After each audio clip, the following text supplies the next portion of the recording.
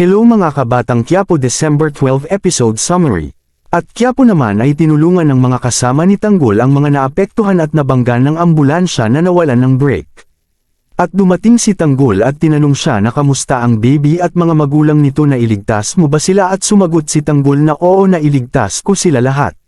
Sa City Hall naman ay lumabas si Jackie at kinausap siya ni Marzang na gusto kita makausap at sinabi ni Nita na kung di ba kayo. Ang nagsabi na para makamura ay tipirin ang 800 na budget at sinabi naman ni Kong na kayo ang naging dahilan may nalasan. At may namatay dahil sa package na ibinigay ninyo sinabi ni Nita diba kayo ang nag-utos tapos binabaliktad mo kami.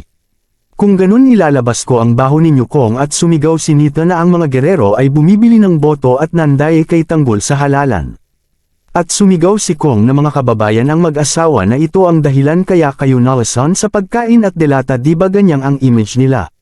Mandurugas at manlalamang ng tao at ang galit ng taong bayan ay nabantong sa mag-asawa. At habang papalabas ang mag-asawa ay hinahabol sila ng taong bayan at pinagbubugbog ang mga ito at duguan na ang dalawa. At napadaan sila Tanggol sa City Hall at naabutan nila Tanggol na ginulpi sila Marzang at Nita at sinabi ni Tanggol na sila Nita at Marzang Tera. Tulungan natin at sinabi ni Nita kay Tanggol maawan na kayo at napag-utusan lang kami ng mga gerero at inilayo sila ni Tanggol upang di na magulpi at nagpunta sila sa ilalim ng tulay at sinabi ni Nita na signet up kami ng mga gerero. Binigyan kami ni Jackie ng budget na 800 pesos para sa mga delata at package at dapat pagkasyahin namin ito. Kaya expired ang inilagay namin yun pala ang budget nila is 15,000 pesos at nagalit si Tanggol at sinabi na alam ninyo na mahalaga sa mga tao ang pagkain at sinabi ni Mang Marzang na uuwi na lang kami ngunit sabi ni Tanggol hindi kayo umuuwi dahil hinuhunting kayo ng taong bayan. At humingi ng patawad ang dalawa at sinabi ni Tanggol na hindi ako ang pumatay kay Mokhang at Edwin gaya ng ibinibintang ninyo sakin. Pero gayon pa man pinapatawad ko na kayo. At sa City Hall ay sinabi ni Jackie may isa pa tayong problema nagbanta ang mag-asawang di makialangan at kailangan iligpit sila upang hindi na makapagsalita at tinawag ni Miguelito si Jason at sinabihan na narinig mo Jason alam mo na ang gagawin at sumagot si Jason opo Mayor.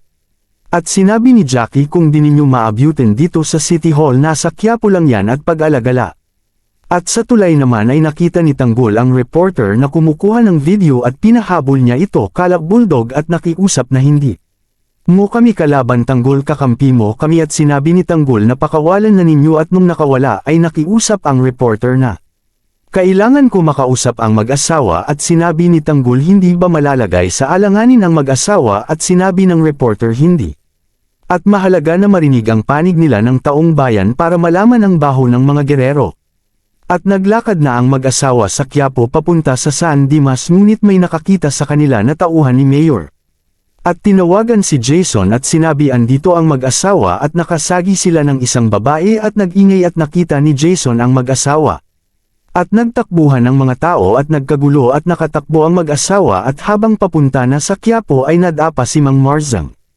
At naala niya ang pangdurugas na mga ginawa niya noon at tumayo na sila at tumakbo at hinabol sila ni Jason.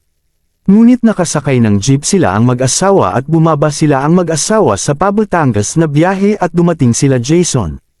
At umakyat ang isang tauhan ni Jason at tinignan ang mag-asawa at nakatago ito sa ilalim. At hindi nila nakita at sinabi na wala sa bus.